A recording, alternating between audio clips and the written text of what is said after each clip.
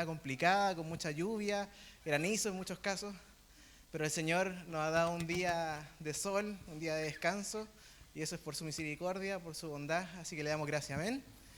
Le damos la bienvenida a nuestros hermanos también de aquí, de Curauma, amén, de la iglesia de Curauma, jóvenes de Curauma que asistieron desde muy lejos para poder participar del taller, que sean bienvenidos, que el Señor derrame su bendición sobre ustedes también. Y a nuestros hermanos de la iglesia, amén, que el Señor les bendiga.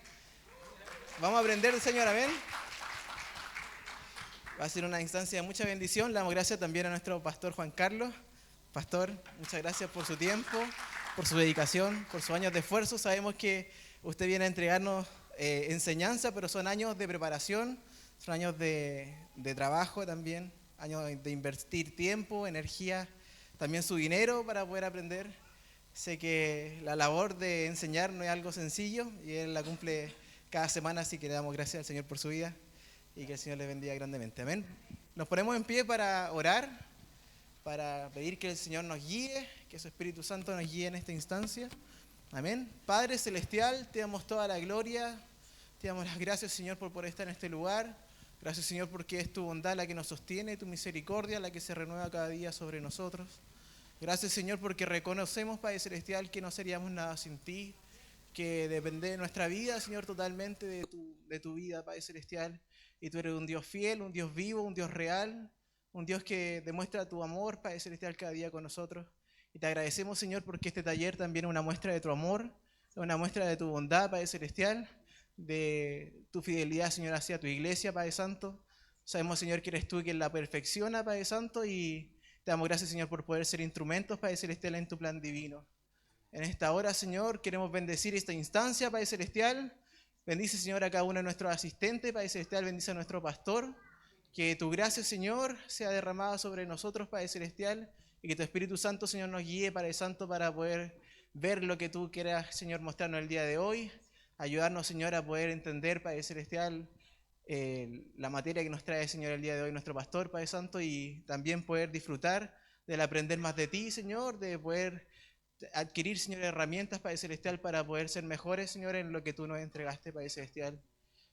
Queremos, Señor, servirte, Señor, con excelencia, Padre Celestial, con lo mejor de nosotros, Padre Santo, y es por eso, Señor, que nos preparamos, Padre Celestial, para ser mejores para ti, Señor. Sabemos, Señor, que sin tu presencia, Señor, sin tu presencia en nuestra vida, Padre Celestial, de nada vale el aprender, Señor, y por eso, Señor, te pedimos que así como nos llenas de conocimiento, así como nos das las herramientas, Padre Celestial, para poder hacer mejores prédicas, Padre Santo, seas tú llenándonos de tu presencia, que tu unción, Padre Celestial, caiga sobre nosotros, Padre Celestial, y que tu Espíritu Santo, Señor, nos guíe, Padre Santo, en esta hermosa labor de entregar, Señor, tu palabra. Te damos gracias, Señor, por esta instancia y te pedimos, Señor, que seas tú derramando tu bendición, Padre Celestial, y de tu presencia sobre nosotros en esta hora. En el nombre de Jesús, amén. Vamos a orar al Señor para comenzar esta instancia, así que le invitamos a que puedan cantar con nosotros. Amén.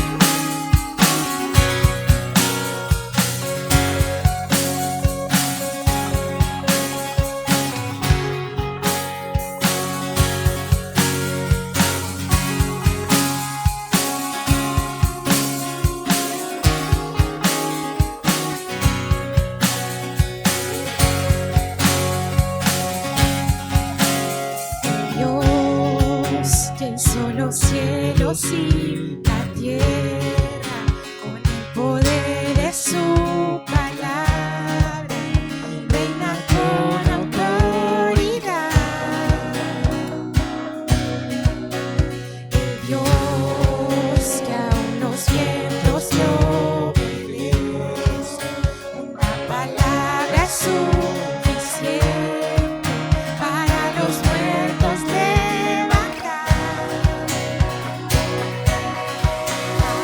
Nuestro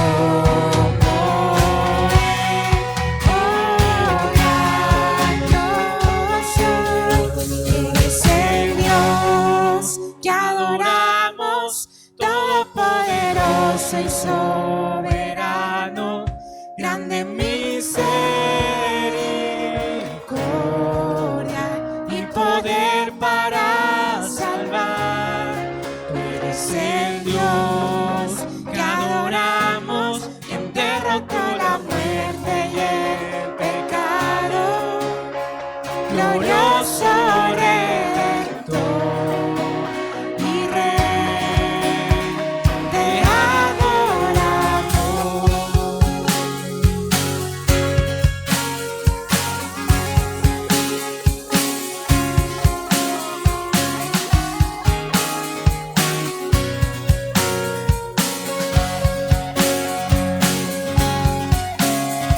Dios que descendió desde su trono para llevar sobre sus hombros nuestra culpa y transgresión.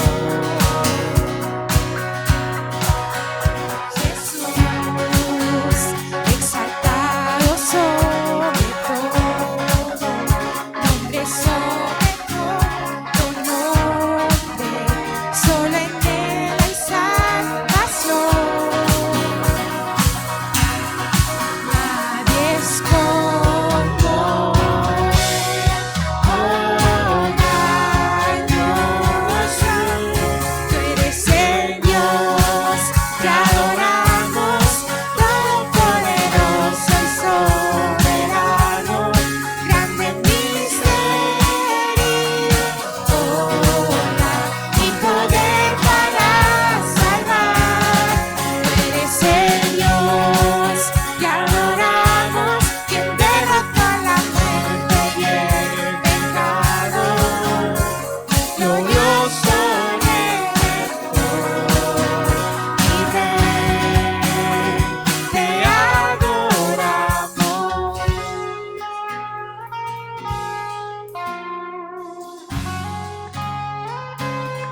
A ti sea la gloria, Señor, solo a ti, Padre.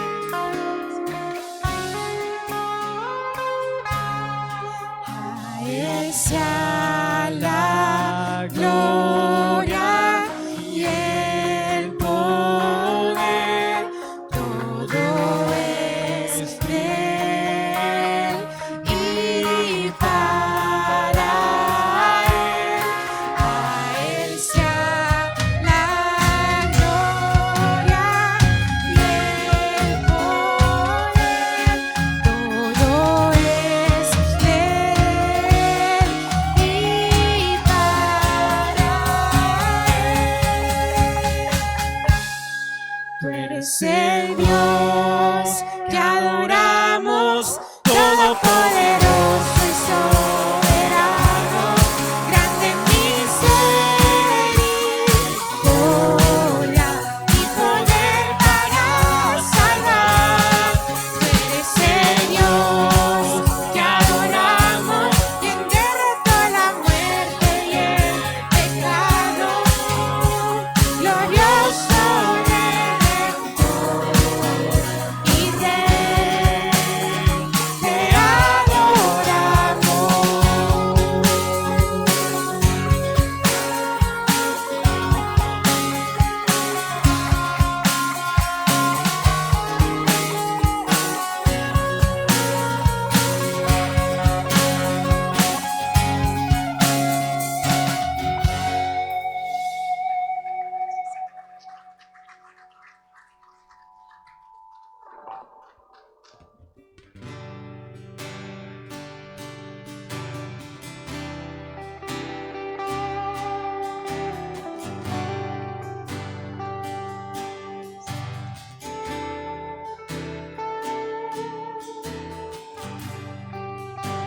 Digno de recibir toda adoración, digno de recibir hoy esta canción, digno de entregarte mi corazón, vivo por ti.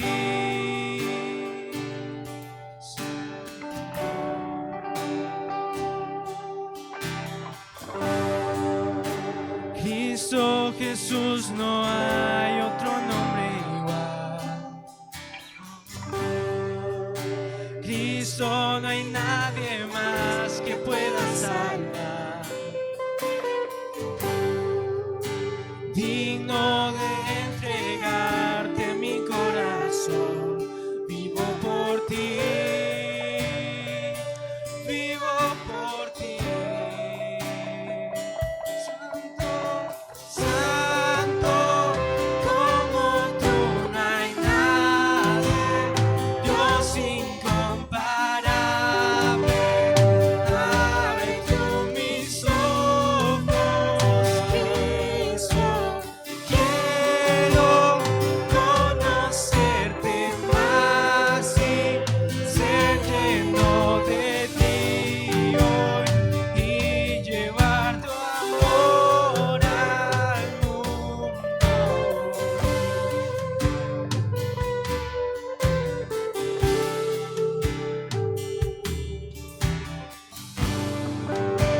Cristo Jesús, no hay otro nombre igual. Cristo, no hay nadie más que pueda salvar. Digno de entregarte mi corazón, vivo por ti, vivo por ti. Santo, santo, como tú no hay nadie, Dios incomparable.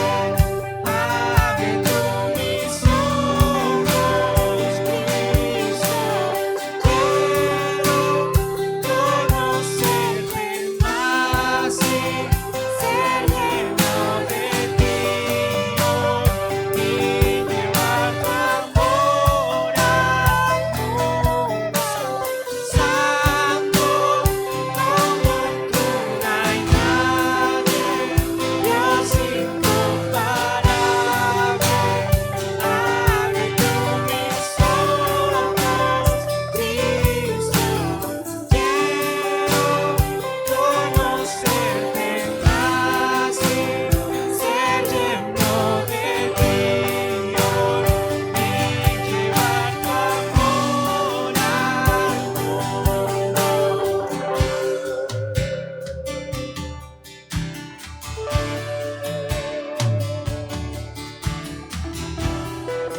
Construyamos nuestra vida en ese amor que tiene Cristo, en ese amor que tiene por el mundo. Construyamos todo nuestro ser, todo lo que somos en Cristo, en el carácter del Señor. Así debe ser un cristiano que sigue cada paso de su Señor.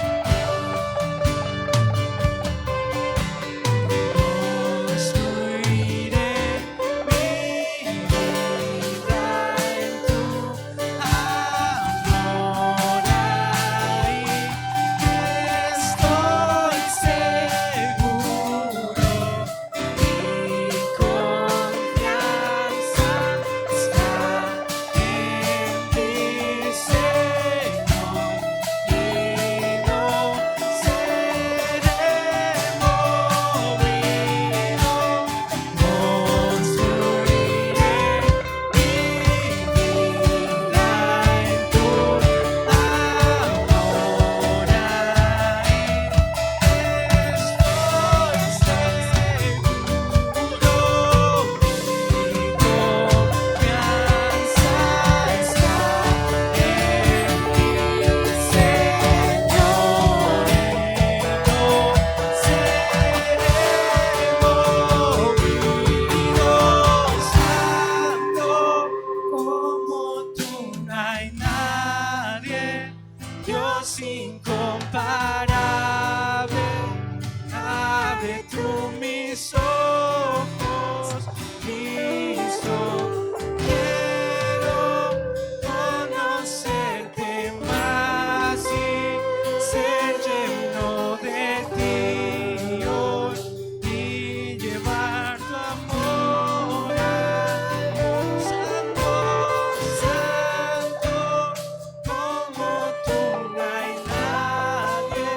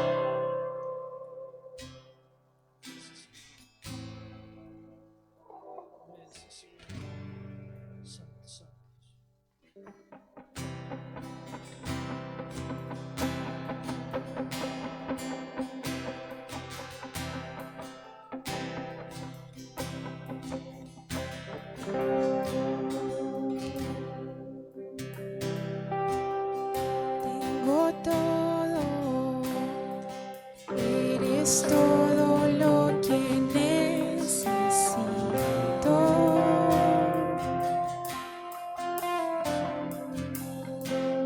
Tú me llevas al lugar donde encontré descanso.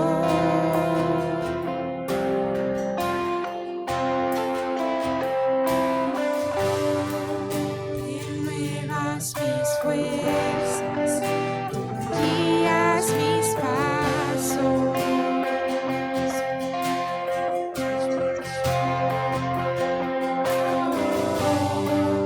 Renuevas mis fuerzas, tú guías mis pasos.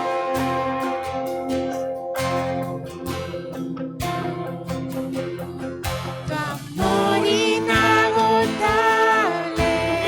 es, tu bondad me persigue, te persigo.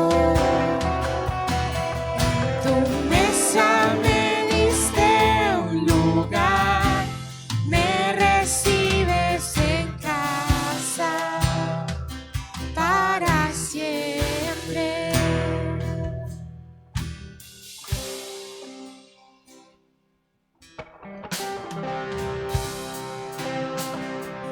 Tus brazos, cada miedo y temor se apaga.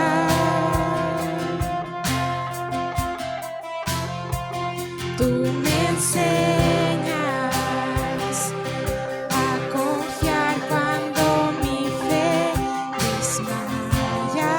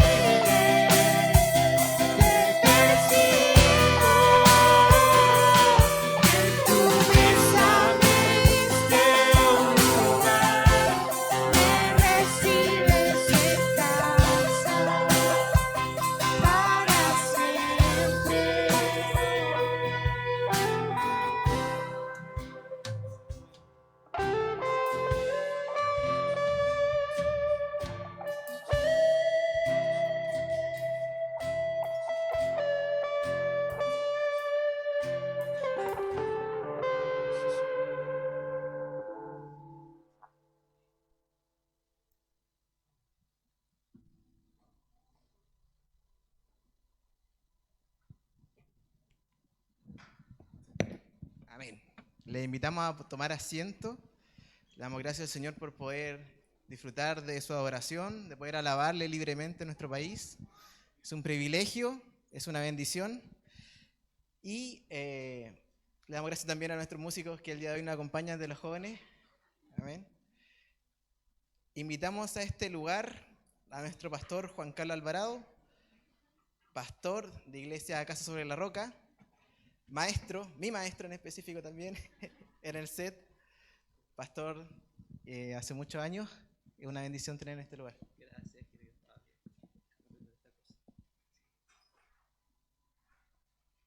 Y parece que me están escuchando. Dios les bendiga, queridos hermanos, bendiciones del Señor.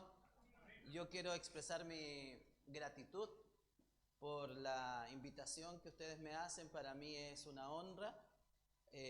Efectivamente, tal como dice Fabio, soy maestro de SET en la asignatura de homilética.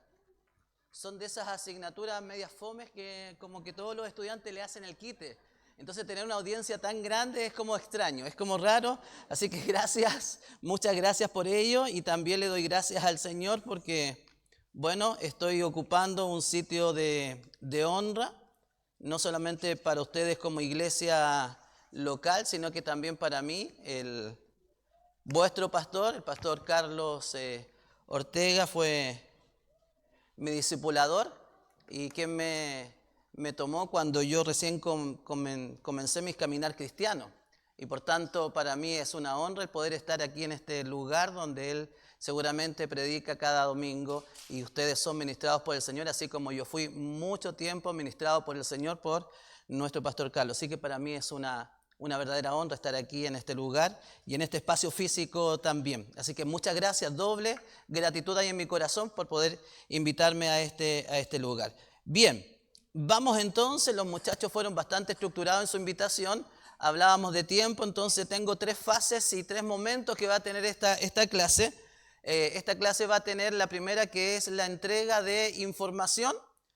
No sé si ya los muchachos le pasaron una hojita que usted puede tener y puede ir completando y rellenando, sería muy adecuado. Y luego tenemos un tiempo práctico para poder terminar con un tiempo de consulta si es que usted lo desea hacer. Entonces vamos entonces con la primera parte, que tiene que ver con la fase de los contenidos, y para que nosotros podamos ir apreciando y mirando lo que vamos a aprender en esta hora. A ver, es que yo tengo que mover esta cosa. Permítame un poquito aquí. Ahí sí, a ver si funciona. Vamos a ver si funciona. No, no funciona.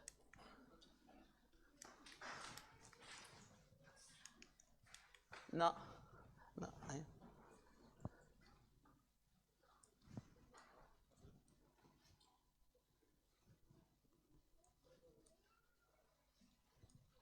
No, ya no importa, ahí me van ayudando los muchachos. Muy bien, vamos entonces con la primera parte. Hablemos un poquito de este término medio extraño que tiene que ver con la homilética. La asignatura en SET se llama homilética y cuenta de 2 semestres, es un año. Es un contenido anual que se da, homilética 1 y homilética 2. Se supone que es por ahí para los estudiantes que van en tercero o cuarto año, no me acuerdo en qué nivel van, pero tiene que tomarse esta asignatura y la antecede otras asignaturas que es como un hilo conductor dentro de lo que tiene que ver con SET. Se empieza con método de estudios bíblicos, que tiene que ver con todo el estudio de la palabra del Señor. Luego nos vamos con homilética 1, homilética 2, y cuando ya salimos de SET y entramos a ISUM, Instituto de Superación Ministerial, tenemos homilética avanzada. Entonces es un tránsito de varios contenidos que tienen que ver justamente con esto. Pero nosotros hablamos de esta palabra extraña, diferente, distinta, que estamos acostumbrados a utilizar y que se llama homilética. Solamente para poder concordar en el lenguaje y en el vocabulario que vamos a utilizar de aquí en adelante, vamos a definir un poquito lo que es la palabra homilética. ¿Les parece? Entonces, sí, díganme.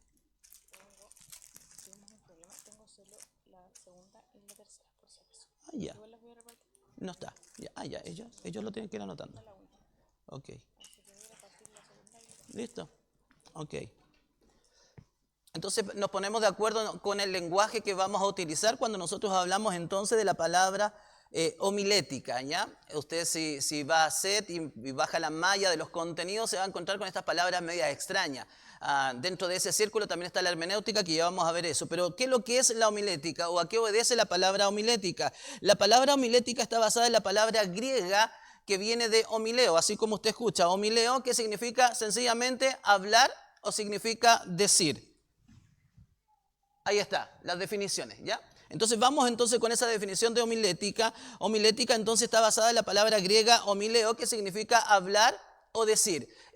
Y por tanto entonces es una palabra en griego que nosotros tomamos para poder justamente plantear este elemento básico que tenemos en la oratoria. Y cuando nosotros entendemos desde la mirada que nos lleva a nuestras congregaciones locales el poder nosotros entregar un mensaje de la palabra del Señor. Homilética, por tanto, entonces, después de todo el misterio y de toda la palabra tan profunda que nosotros utilizamos, tenemos que ponernos de acuerdo en que entonces la palabra homilética es sencillamente hablar o decir. Eso es todo. Entonces, ¿por qué no le ponen a hablar o decir? ¿Qué sé yo? Pues eso yo no lo inventé, querido hermano. Se llama homilética y yo me rijo por las normas que están ahí. Pero significa hablar o decir. Ahora, no sé si usted ha escuchado el término homilía.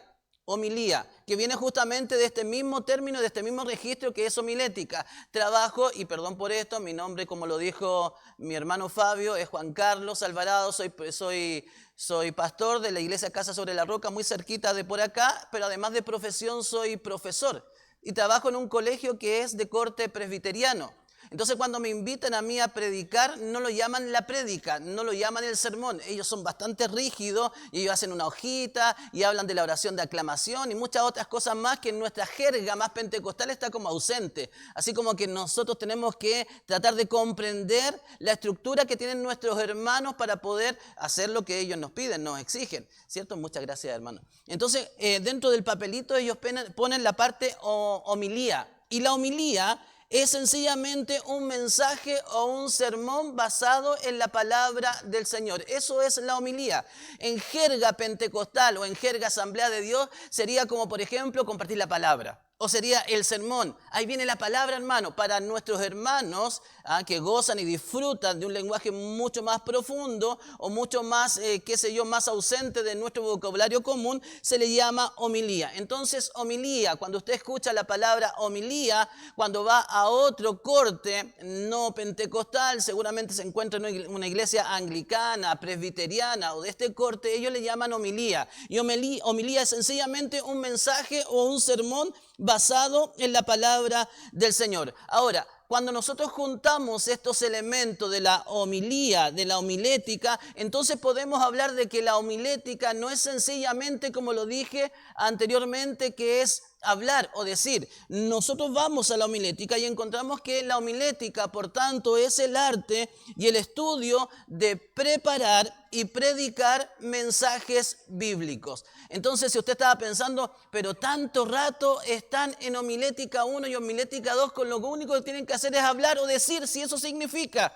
Bueno, cuando nosotros profundizamos el término o la jerga que viene del griego, nosotros entendemos de que, por tanto, homilética es el arte o es el estudio de preparar y predicar mensajes bíblicos. Por tanto, la homilética bíblica, así como nosotros la escuchamos, es la disciplina teológica que estudia los principios y métodos para preparar, para estructurar, para predicar sermones o mensajes basados en la palabra del Señor. Entonces fíjese de que aquí a esta altura de esta mini introducción ya nos hace mucho más sentido y seguramente usted se dio cuenta que entonces la homilética está más presente de lo que usted creía. Entonces, si usted tiene el sueño y el anhelo, por ejemplo, de ser exhortador de la palabra, entonces cuando usted exhorta la palabra, usted está haciendo una homilía. Entonces, cuando yo tengo un campo blanco y voy y predico a los niños la palabra del Señor, entonces lo que yo tengo ahí es una homilía que tiene un auditorio de niños, por ejemplo, pero homilía o homilética tiene que ver con esta arte de poder estructurar adecuadamente y anclar en el corazón de nuestros hermanos el pasaje de la palabra del Señor que Él nos dio. Entonces, fíjese, cuando llegamos acá entonces hablamos de homilía, hablamos de homilética, entonces ya sabemos que homilética en estricto rigor significa hablar o decir. pero para que el caché suene mejor y más adecuado y usted diga, pucha, pero 2 semestres para hablar o decir, no, ahí extendemos un poquito el término y entonces decimos de que la homilética es el arte y el estudio de preparar y predicar mensajes de la palabra del Señor. Eso es entonces lo que nosotros comprendemos como la homilética. Ahora, hay 2 palabras que se dan dentro del escenario de sed. Una es la homilética de la que estamos hablando, que ya dilucidamos en lo que era. No era tan terrible, ¿cierto? Era bastante sencillo. Entonces, cuando el pastor se sube acá los días domingo, abre su Biblia y comparte la palabra, entonces usted está frente a una homilía. Eso es. Y lo que hizo y lo que antecedió a que el pastor subiera a este púlpito y predicar la palabra se llama homilética, porque él tuvo que trabajar, esmerarse, tuvo que estructurar, tuvo que buscar textos bíblicos y ahí estuvo presente, el arte de poder llevar el mensaje de manera clara al auditorio que tenemos aquí adelante. Ahora aparece otra palabra extraña que tiene que ver con la hermenéutica. ¿Ha escuchado esa palabra? Hermenéutica, ¿sí? Bueno, hay una diferencia que nosotros vamos a concordar aquí entre la homilética y la hermenéutica. Vamos entonces, ya sabemos algo sobre la homilética. Vamos entonces sobre la hermenéutica. ¿Qué es lo que es la hermenéutica? ¿Para qué sirve? ¿Se le echa sal o pimienta, pastor, a esa cuestión? ¿Qué es lo que es la hermenéutica? Bueno, la hermenéutica es la ciencia y el arte de interpretar correctamente el texto. Fíjese. La hermenéutica. La hermenéutica es la ciencia y el arte de interpretar correctamente el texto bíblico. Entender lo que significaba el texto bíblico a los primeros lectores, a los primeros oidores de la palabra del Señor. Porque le tengo un secreto. Cuando nosotros leemos la carta de Primera de Corintios, Pablo no estaba pensando en la iglesia de Ojos de Agua. Pablo estaba pensando en la iglesia de Corintios. Y estaba pensando en que la iglesia de Corintios se estaba portando súper mal, recontra mal. De hecho, la carta a los Corintios es una carta que lo único que hace, en estricto rigor, todos los capítulos, la mayoría de los capítulos es retar a una iglesia que se está portando inadecuadamente. Entonces, cuando nosotros vamos y hacemos una hermenéutica adecuada del texto bíblico de Primera de Corintios, lo primero que tendríamos que tener en nuestra mente que trató de decirle Pablo, no a los chiquillos de Ojos de Agua, no a los chiquillos de Curauma, ¿qué trató de decir el apóstol Pablo a la iglesia de Corintios? ¿En qué contexto estaba la iglesia de Corintios? ¿Por qué Pablo se dio la molestia de escribir una carta a la iglesia de Corintios? ¿Cómo se estaban portando los chiquillos de Corintios? Todos esos elementos tienen que ver con una sana y adecuada hermenéutica. Entonces, recogemos el término cuando nosotros entendemos de que entonces la carta o la palabra del Señor tiene un primer oyente que lastimosamente para usted le derribo el mito, no es usted. Eran nuestros hermanos. Entonces, por ejemplo, si pensamos en la preciosa carta de los Hebreos, ¿la ha leído? Tiene elementos devocionales tan ricos, precioso. ¿Ha disfrutado, por ejemplo, de Hebreos capítulo 11? Precioso, donde nos habla de los héroes de la fe, donde nos habla de poder seguir la huella de ellos.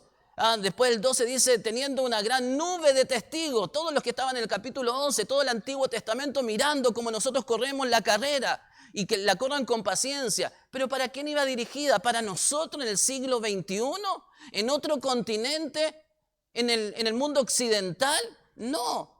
La carta iba dirigido a cristianos judíos que estaban volviendo de la fe del cristianismo hacia el judaísmo. Claro, estaban siendo perseguidos, estaban siendo torturados, estaban siendo muertos, mucha gente moría a su alrededor, se sentían solos, su familia ya no les hablaba, no les mandaba WhatsApp, no les llamaba por teléfono, y ellos entonces estaban en una situación crítica donde empezaron a mirar el modelo antiguo del judaísmo y empezaron a devolverse. Y el escritor de los Hebreos que fue, no tenemos idea quién fue, no sabemos quién fue. Se da cuenta de esto, inspirado por el Espíritu Santo, le manda esa carta de los Hebreos a esos hermanos judíos que se estaban devolviendo a su fe judía y dejando el cristianismo de lado. Entonces, cuando nosotros hablamos de la hermenéutica, entonces tenemos que entender que la hermenéutica, que es clave en una sana homilética, la hermenéutica es la ciencia y el arte de interpretar correctamente el texto bíblico. Entender lo que el texto bíblico significa originalmente para sus primeros lectores y oyentes y cómo ese mensaje que le llegó a los corintios, que le llegó a los hebreos, que le llegó a los romanos, cómo tiene principios también para nosotros. ¿Sí? Esa es la hermenéutica. Entonces fíjese que la hermenéutica estudia el contexto, estudia la cultura, estudia el texto y las lenguas que se usaron para el texto, analiza el género literario. No es lo mismo mirar el libro de Mateo que el libro de Apocalipsis. No es lo mismo mirar el libro de Primera de Tesalónica que el libro de Segunda de Timoteo. Son distintos. La hermenéutica hace justamente eso, analiza el género literario, utiliza reglas, utiliza principios de interpretación del texto con el mismo texto, la interpretación del texto con el contexto que está a su alrededor y el texto también con toda la palabra del Señor. Entonces la hermenéutica lo que hace es justamente llevarnos a una sana y correcta interpretación del texto. Entonces, cuando hablamos de hermenéutica, pregunta clave, ¿qué significa el texto? Eso es. Entonces la hermenéutica responde, ¿qué significa este texto? Para el oyente, primero, que tuvo que leer o que tuvo que escuchar. Y luego sacamos principios para nosotros. ¿Cuál es el enfoque que tiene la hermenéutica? Bueno, la interpretación. ¿Cuál es el método que utiliza la hermenéutica? Y aquí tiene otra palabra rara, la exégesis. ¿Ha escuchado de eso? La exégesis, palabras raras que se usan. ¿Por qué digo? Es sencillamente extraer lo que el pasaje bíblico dice en profundidad. Eso es la exégesis.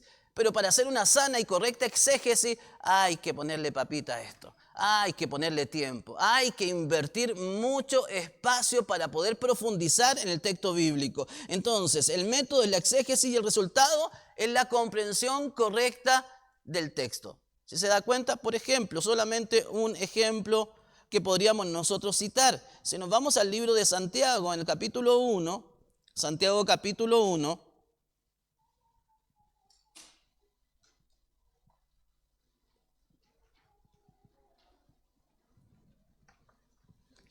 dice el versículo 6, Santiago 1:6 dice, pero pida con fe, no dudando nada, porque el que duda es semejante a la onda del mar, que es arrastrada por el viento y echada de una parte a otra. Fíjese cómo comienza el versículo 6 de Santiago 1:6, la gran oferta que nos trae la palabra del Señor. Fíjese cómo dice, pero pida con fe, pido con fe.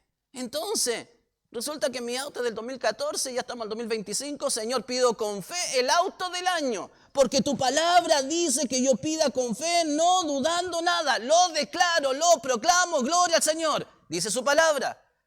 Pero una sana hermenéutica y una sana exégesis me demanda a mí que yo pueda tomar el texto dentro de su contexto inmediato. No solamente el texto, sino que el contexto inmediato. Y si yo solamente retrocedo un versículo, me encuentro lastimosamente con el versículo 1 porque yo quería mi auto del año. Y el versículo 5 dice, si alguno de vosotros tiene falta de sabiduría. Entonces lo que tengo que pedir por fe y sin dudar no es el auto, sino que es la sabiduría. La sana hermenéutica me lleva a eso, a poder estudiar el pasaje bíblico de tal manera de que la interpretación sea veraz, sea correcta y sea lo que los oyentes y los lectores que tuvieron la ocasión primaria de poder leer esto entendían. Entonces eso es la hermenéutica. Recuerde, si retrocedemos, que lo que es la homilética es la ciencia y el arte de preparar y predicar sermones basados en la Biblia. Entonces fíjese como que aquí tenemos una concatenación de dos términos que son un poquito áspero para nuestro oído porque no nos andamos diciendo nosotros en nuestras 11 y en nuestra salida con los jóvenes y en nuestros paseos que tenemos de congregación. No pasamos hablando de la hermenéutica, de la exégesis ni tampoco de la homilética. Pero aquí tenemos una conjunción de términos que nos llevan justamente a los elementos que usted tiene un domingo por la mañana o un domingo por la tarde. Entonces la hermenéutica me lleva a comprender el texto. Comprendiendo el texto, entonces yo puedo estructurar un sermón. Y cuando me paro aquí delante de la congregación local, entonces lo que yo estoy haciendo es una homilía. Es tratando de traspasar lo que investigué en la hermenéutica para poder llevarla a esa sana homilética que usted pueda comprender. Ahí entonces tenemos las dos palabras extrañas que de pronto nos salen, ¿cierto? La homilética y la hermenéutica. Entonces, quédese con esto. Ambas disciplinas, homilética y hermenéutica, se deben complementar. Primero, interpretamos correctamente la palabra del Señor, hermenéutica, y luego predicamos con claridad y como somos pentecostales, con poder y unción de lo alto. Amén. Eso se llama homilética. ¿Sí se dio cuenta? Entonces tenemos dos elementos que son necesarios. Entonces, si mis estudiantes que están en SET dicen voy a predicar y voy a predicar bien y por eso voy a entrar a estudiar homilética. No importa que sean 2 semestres, pero quiero predicar bien. Gloria al Señor por esos estudiantes, pobrecillos que no saben que esto está concatenado con hermenéutica 1 y con hermenéutica 2. Sigan adelante, muchachos, estudiando. Entonces ahí tenemos lo que vemos aquí, la definición de homilía, homilética, hermenéutica y también homilética, ¿cierto? Vamos entonces ahora, volvamos a la homilética bíblica, que es la razón de por qué yo estoy aquí en esta tarde.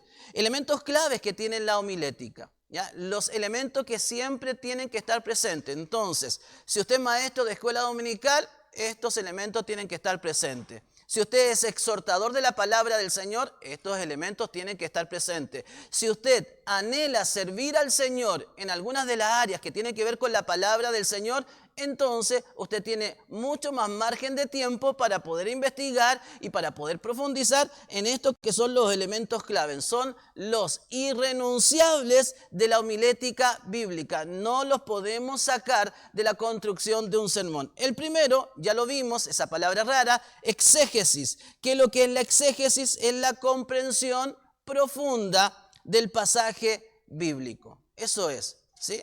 Hay un texto por ahí por Filipenses, creo que dice, por nada estéis afanosos. ¿Se acuerda de eso?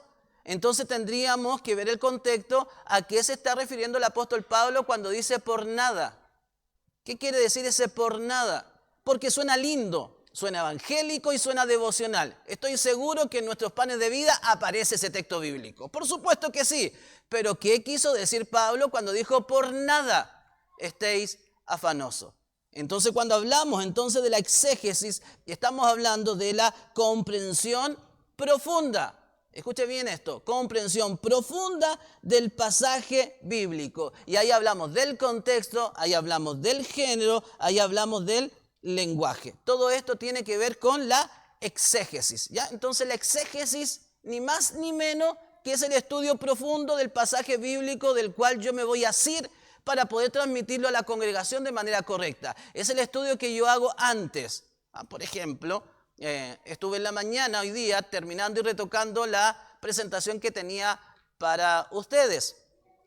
La hice en la semana, pero soy pastor bivocacional, entonces trabajo de lunes a viernes y el lunes tengo clases en la tarde en SET, el martes tengo reunión de oración en la iglesia, el miércoles tengo clases de SET, el jueves tengo estudio bíblico y los viernes tengo varones. Entonces, dentro de los espacios que van quedando, uno va armando y va trabajando. Pero los sábados son sagrados para poder trabajar en el sermón dominical. Entonces, lo que yo hice en la mañana de hoy día, me dediqué hasta las 12 del día para retocar lo que iba a presentar hoy día. Almorcé, que estaba muy rico el puré que hizo mi esposa. Y luego de eso me senté a poder bosquejar el sermón. Entonces, ¿qué tengo que hacer ahora cuando me vaya? Llegar a finalizar el sermón. ¿Por qué? Porque esto es tiempo invertido. No se trata sencillamente de tomar algunos pasajes bíblicos que conozco, a tirarlo a un papel o a la computadora y luego de lo que me recordé, total, el Señor me recuerda, diré algunas cosas. No se trata de eso. La exégesis exige que nosotros podamos invertir tiempo para poder profundizar en los pasajes bíblicos que vamos a utilizar. Y por tanto, se hace una inversión alta de tiempo. Entonces, el primer irrenunciable de la homilética bíblica es entonces la exégesis. Luego tenemos la estructura. La estructura, ¿qué es lo que es la estructura o a qué obedece la estructura? La estructura organiza lógicamente el mensaje que voy a transmitir. Eso es la estructura. Se lo presento así a mis queridos estudiantes. Los hermanos están cansados. Los hermanos trabajan toda la semana. Los hermanos, de pronto, algunos de ellos, más encima, trabajan lejos. Algunos en Santiago, otros en Valparaíso, tienen que subirse a la locomoción colectiva, otros son estudiantes de la universidad, están muy agotados. Entonces el día domingo ellos hacen un esfuerzo para poder estar en nuestras iglesias locales. Ellos aman al Señor, ellos aman la iglesia local, ellos aman el estar con los hermanos. Ellos vienen a escuchar una palabra de Dios y ellos gentilmente, inspirados y empujados por el Espíritu Santo, vienen a nuestras iglesias, se sientan en nuestras sillas, que de pronto no son tan cómodas como las que ustedes tienen, y ellos tienen que estar ahí por 45, 60, 75 minutos, y según lo larguero y lo latero que sea el pastor de turno, como este que tiene usted al frente. Entonces, cuando yo hablo de todos estos elementos, lo que tengo que pensar es pensar en amor. Si mis hermanos vienen con toda esa carga emocional, laboral, estrés, problemas en su casa y llegan a la iglesia para poder escuchar una palabra del Señor, esa palabra del Señor tiene que tener una estructura tal que les sea muy sencillo de poder capturar a todos mis hermanos que están acá. Desde aquel que lleva mucho tiempo en la iglesia o aquellos que vienen recién entrando a la congregación. Y eso se hace con la estructura. La estructura, cuando nosotros hablamos de la estructura, hablamos de no solamente la organización lógica del mensaje, sino que hablamos, por ejemplo, de la introducción, hablamos del cuerpo y hablamos de la conclusión. Ya vamos a llegar ahí. Fabio, estoy por aquí. Fabio, no tomé el tiempo, así que soy pastor.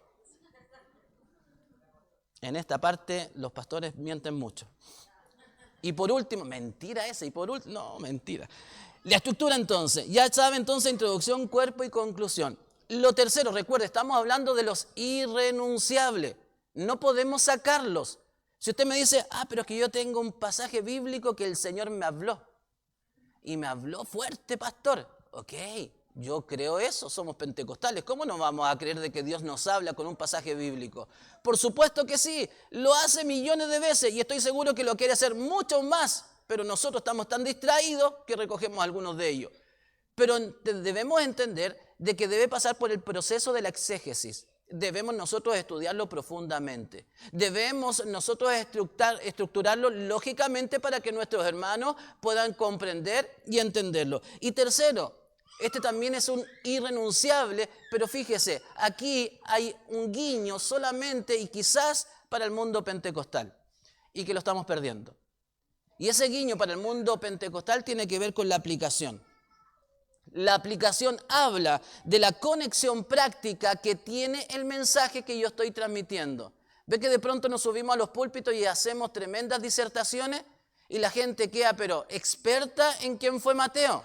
Sabe perfectamente de su oficio, sabe hasta cuánto ganaba el tipo. Sabe la dirección de la casa donde vivía Mateo, que se robaba a medio pueblo porque él cobraba. Sabemos todo eso. Y salimos de nuestras iglesias evangélicas sabiendo mucha información de lo que dice la Biblia. Pero fíjese de que nosotros entendemos que la palabra de Dios es viva y es eficaz.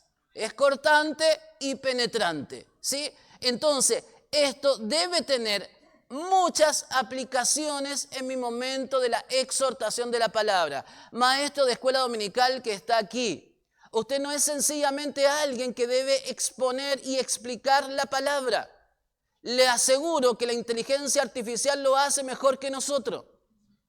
Lo que nosotros hacemos es ponerle el sentido lógico a esa palabra, movidos por el Espíritu Santo, para que nuestra gente sea ministrada por ese Espíritu Santo que habló primero a nuestra vida y a nuestros corazones. Entonces, la aplicación es un irrenunciable que nosotros tenemos que recoger como mundo pentecostal. No podemos no tenerlo presente. Hoy me di cuenta que hay tela aquí y yo lo puedo mirar y me daba vuelta. O sea que soy guaso. Soy guaso, mire, qué lindo. Entonces, fíjese, la aplicación tiene que estar presente. Ahora bien, mire, yo no sé si usted tuvo la ocasión de poder acompañarnos en el desafío de la palabra, este último que hicimos. Bueno, ahí estuvo un misionero, Jim Masurek. Yo tengo una foto de Jim Masurek en mi casa y le prendo velita. El tipo sabe mucho. No, mentira, eso no le diga a nadie. ¿Se está grabando esta cuestión? No. Sí, yo gusta. Mañana tengo sobre azul de set. Y él hizo una exposición maravillosa, maravillosa. Estoy ahí peleando con el chiquillo para que me suba los audios y los videos para que pueda disfrutarlo toda la congregación Asambleas de Dios. Y en una de ellas él se quebrantó. Y él dijo que había ido a Estados Unidos a una iglesia maravillosa, la describió. Una iglesia maravillosa. Yo me imaginaba esa iglesia que él iba describiendo. Él decía que detrás de él había un coro gigante, pero unas voces espectaculares. Después subió el predicador, una homilética, pero precisa. En estas televisiones que tenían, él decía, además salía el tiempo que él tenía. Entonces llegó el tiempo de término y él terminó. Y ahí el pastor Jim Masurek se quebrantó mientras estaba dando la explicación y dijo, yo no tuve tiempo para poder decir que yo quería de eso. Yo no tuve tiempo para poder pasar al altar y poder arrodillarme delante del Señor y decirle que Él me perdonara. Hermanos queridos, no estamos aquí sencillamente para florearnos porque sabemos algo de la palabra del Señor. No estamos aquí para poder presentarnos como los eruditos en algo que no lo somos. Estamos aquí porque somos instrumentos en las manos del Señor para poder bendecir a la iglesia local. Y tenemos que dar los espacios necesarios para que esa palabra haga algo en el corazón de nuestros hermanos. La aplicación es un irrenunciable dentro de los elementos que debemos tener en la homilética. Entonces fíjate, exégesis, estructura, aplicación y por supuesto también está la comunicación. ¿Cómo se presenta el mensaje? Voz, lenguaje corporal, claridad. Y yo paso rápidamente ahí porque me encuentro con tantas fallas que tengo, hermano. ¿Qué quiere que le diga? Pero la comunicación también es algo que nosotros tenemos que entender y comprender. De hecho, me acuerdo cuando fui estudiante, no estaba SET. En ese tiempo estaba IMNAT, Instituto Bíblico Nocturno de las Asambleas de Dios. Y teníamos que llegar al instituto y yo hice, me acuerdo, homilética y no me saqué tan buena nota porque el pastor que era mi profesor me dijo que yo tenía muchas muletillas. Y él me corrigió esas muletillas. Y aprendí y nunca más olvidé eso. Pero aquí también está ese elemento de la comunicación. Fíjese que todos estos elementos, exégesis, estructura, aplicación, comunicación, que lo hemos presentado como los irrenunciables en la homilética bíblica, tienen una expresión. Una cajita cuadrada, que no sé si usted la alcanza a ver, que dice amor. Amor hacia nuestros hermanos. Porque cuando yo me siento en el computador y estoy 3, 4, 5 horas, 6 horas, y estoy haciendo un mensaje, estoy diciendo, esto puede tocar el corazón de mi hermano. Vale la pena estar 3, 4, 5, 6, 7 horas. Vale la pena ir a tomar once y volver. Vale la pena el poder establecer un día sábado como una ofrenda delante del Señor. Vale la pena el poder leer y el poder invertir tiempo en esto. ¿Por qué? Porque amamos a nuestros hermanos. Lo mismo pasa con la estructura, lo mismo pasa con la aplicación y lo mismo pasa con la comunicación. ¿Sí? Entonces, lo que tenemos allá, bueno, a mi espalda, ahora me gusta mirar a los lados, pero lo que tenemos acá, las claves, son los irrenunciables que tiene justamente la homilética bíblica: exégesis, estructura, aplicación y comunicación. Y por último, en esta mirada preliminar, también tenemos los tipos de sermones. Hay muchos tipos de sermones, nos quedamos solamente con dos. Uno se llama expositivo. El sermón expositivo expone el significado de un pasaje bíblico específico dentro de su contexto. Entonces, si yo voy a Mateo capítulo 4, versículos del 18 al 22, ¿se recuerda qué dice por ahí en Mateo 4? Si yo voy a Mateo capítulo, más fácil, si yo voy a Mateo capítulo 5, versículos del 1 al 12, ¿se acuerda usted lo que dice? Las bienaventuranzas, ¿cierto? Entonces, mi sermón expositivo se va a anclar a Mateo 5 del 1 al 12 porque es expositivo. Voy a estar ahí anclado todo el rato porque me habla de las bienaventuranzas, ¿sí? Las bienaventuranzas que tiene que ver con el carácter del cristiano, la forma en que se debe comportar. Lo tengo fresco y lo dije tan rápido porque es lo que voy a hablar mañana en la congregación. Entonces, el enfoque es explicar y aplicar el mensaje original del texto bíblico. ¿Cómo se construye un sermón expositivo? En primer lugar, se elige el pasaje bíblico en el cual yo me voy a anclar. En segundo lugar, se estudia el contexto histórico, gramatical, literario. que me ofrece el texto bíblico. Entonces, se elige el pasaje bíblico, se estudia el contexto. Tercero, y esto es importante también, se extraen las ideas principales directamente del texto bíblico. El texto me comunica los principios que yo voy a comunicar a la congregación, ¿sí? Reitero estas tres que llevamos. Elegimos el pasaje, estudiamos el contexto, extraemos las ideas principales y bueno, por supuesto, aplicamos para la vida de la audiencia que tenemos frente a nosotros. Eso tiene que ver con el expositivo. Entonces yo tomo un pasaje bíblico y de acuerdo a lo que ese pasaje bíblico me dice, yo saco los puntos principales y lo acerco a la congregación con las aplicaciones de vida. No me muevo de ese pasaje bíblico. Ese pasaje bíblico va a ser ancla.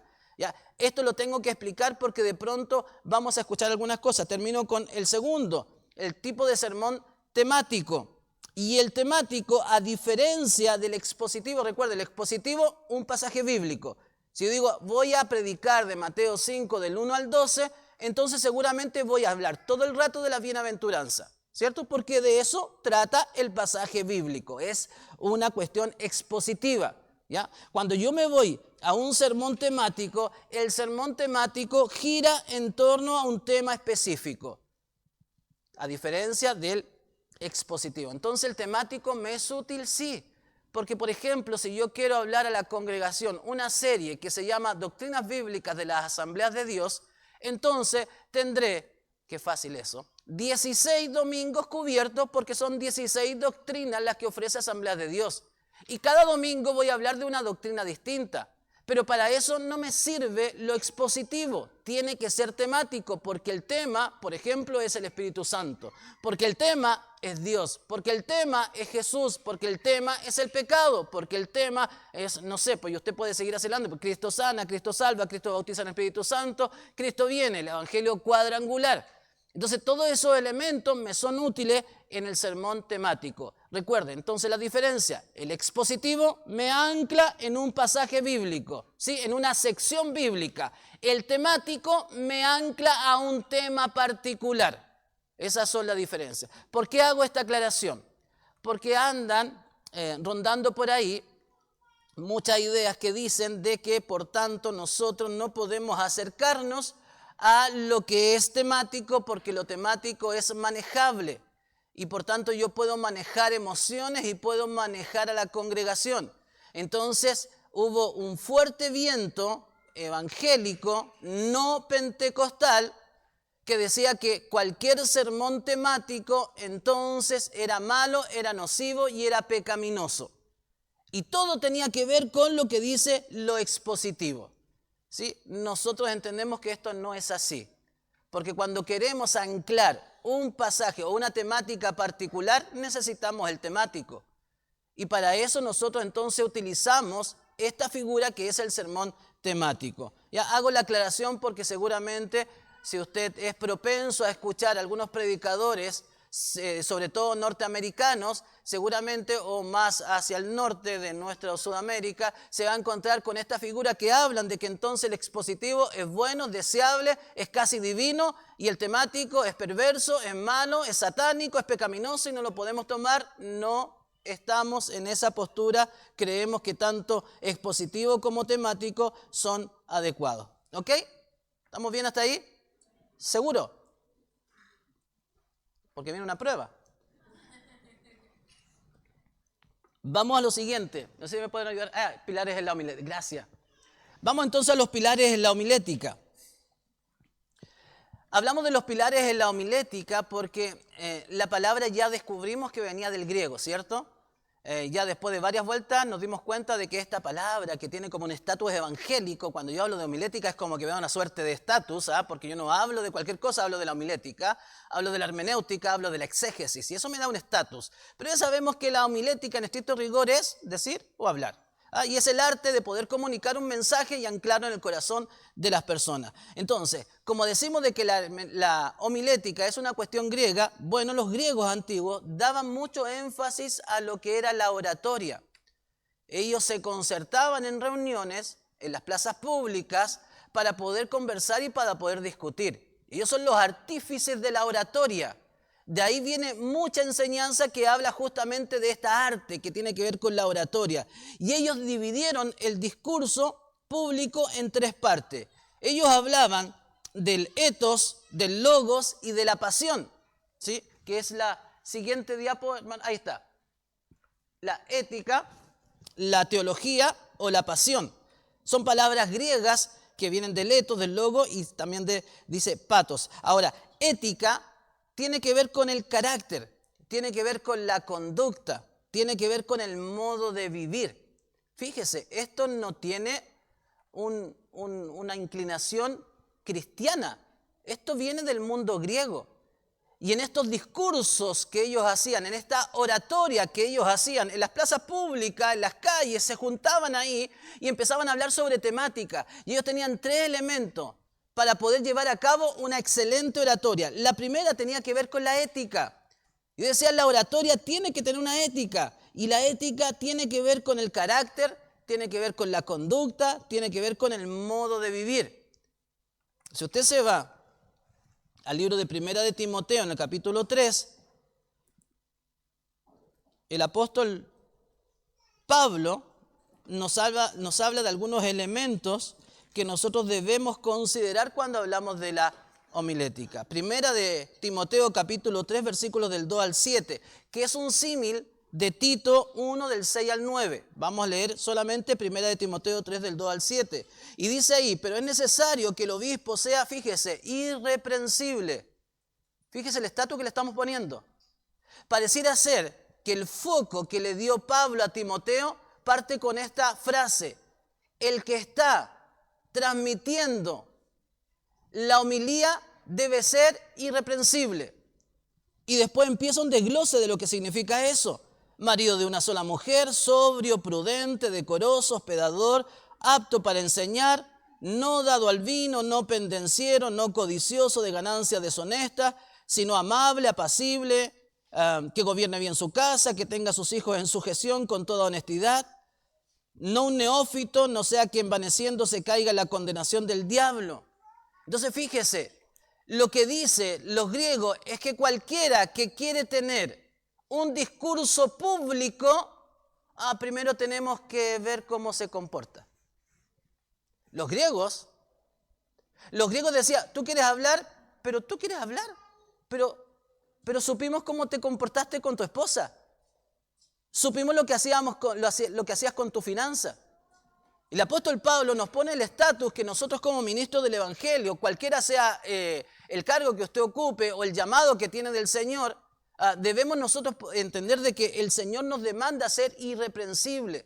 Y eso de ser irreprensible significa que nadie te apunte con el dedo de algo que hiciste en lo privado. ¿Y sabe por qué? Porque Dios lo conoce todo. El salmista decía, ¿de dónde voy a huir de tu presencia? Si me voy al monte más alto, ahí está tu presencia. Si me voy a lo profundo de la mar, tu presencia está ahí.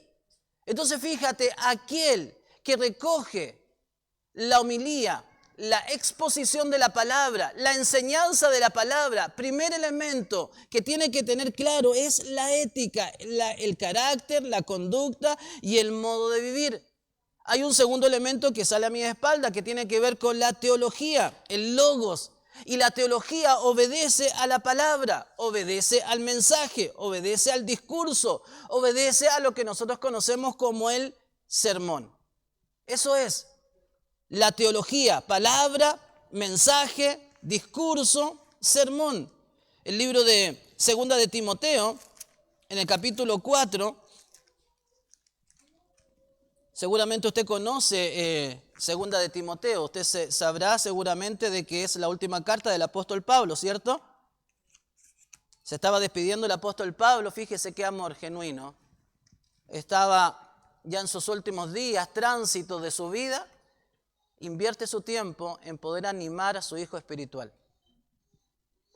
Y el capítulo 4, versículo 1 y 2, llama justamente la atención con esto de la palabra, el mensaje y discurso. Y dice, te encarezco delante de Dios y del Señor Jesucristo, que juzgará a los vivos y a los muertos en su manifestación y en su reino, que prediques la palabra, que instes a tiempo y fuera de tiempo. Redarguye, reprende, exhorta con toda paciencia y doctrina. Fíjate, todos estos elementos obedecen a la parte que tiene que ver con la teología: palabra, mensaje, discurso y sermón. Hay un tercer elemento que tiene que ver con la pasión, con el sentimiento, con la expresión. Cuando nosotros hablamos de esto a mis estudiantes, yo les he dado un ejemplo casi patético, pero no importa, me voy a exponer aquí a la burla pública. Cuando yo me convertí al Señor, algunas cosas cambiaron automáticamente, otras costaron un poquito. Una de esas que costó un poquito era mi amor que yo le tenía a un club deportivo que no voy a decir el nombre. Pero era fanático, muy fanático. Entonces me gustaba mucho el fútbol y todo lo que envolviera el fútbol. Y estuve orando por mucho tiempo por un exjugador de fútbol que después fue comentarista. Los más nobles de aquí no van a tener idea de quién hablo. Quizás los que tienen mi edad, esto es 24, 25 años, seguramente se recordarán. Él se llamaba Eduardo Bombalet. Lamentablemente en el 2015 se suicidó, tenía una depresión endógena y el tipo se suicidó. Pero a mí me gustaba tanto escucharlo porque tenía una pasión para poder traspasar un elemento tan banal como era el fútbol, que te llevaba a ti a poder y te envolvía en cada uno de los comentarios que él hacía. Y por mucho tiempo yo estuve orando por él para que el Señor pudiera tocar, y yo me imaginaba: Señor, si este tipo se convierte con esa pasión que tiene, yo creo que no va a quedar pero ni mono parado, todos van a aceptarte, Señor. Señor, toca su corazón. Y estuve orando mucho tiempo por Eduardo Bombalet. ¿Y sabe por qué? Porque me llamaba la atención la pasión que él tenía en su discurso. Entonces, cuando nosotros subimos a un púlpito, la gente debe saber que yo vibro con esa palabra. Si yo transmito un mensaje que no creo, entonces seguramente el auditorio que está frente a mí no va a creer ninguna de las palabras que yo digo. Entonces fíjate, ética, teología, pasión y por último, recuerda, los griegos decían: hay que tener ética, hay que tener palabra, mensaje, discurso. Eso obedece a la teología. Hay que tener pasión, sentimiento y expresión. Ahí están los tres elementos que los griegos tenían para oratoria. Pero nosotros pusimos uno más. Obviamente, lógicamente, por supuesto que sí. Nosotros acercamos otra palabra rara, pastor, sí, otra palabra rara, pero lo vamos a explicar. Nosotros acercamos lo que tiene que ver con el neumatos.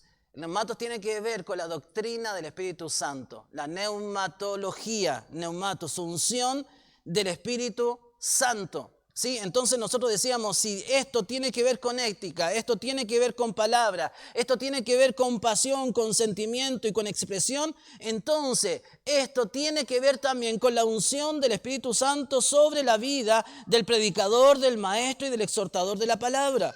En el libro de Lucas, en el capítulo 4, Lucas 4, en el versículo 18 y 19, el Señor está saliendo del periodo de la tentación.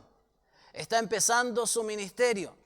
Pasa por una sinagoga y seguramente le piden que él lea un rollo que andaba ahí dando vuelta, que era el rollo de Isaías.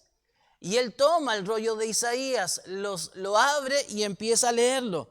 Y el versículo 18 habla justamente de este punto en particular. Jesús en una sinagoga, empezando su ministerio, tomó el rollo de Isaías y empezó a leer. Y dijo: el Espíritu del Señor está sobre mí, por cuanto me ha ungido para dar buenas nuevas a los pobres. Me ha enviado a sanar a los quebrantados de corazón, a pregonar libertad a los cautivos y vista a los ciegos, a poner en libertad a los oprimidos, a predicar el año agradable del Señor. Fíjese, solamente dijo eso. Y ya de pronto nosotros estamos como 1 hora y media hablando y no pasa ni una cuestión. Y fíjese que Jesús abrió el rollo, leyó el versículo 18, 19 y después versículo 20. Y enrollando el libro, se acabó. No dijo nada más. Solamente leyó Isaías. Y dice, fíjese, y enrollando el libro, lo dio al ministro y se sentó. Y fíjese lo que pasó. una conmoción generalizada en la sinagoga. Y dice ahí, y los ojos de todos en la sinagoga estaban fijos en él.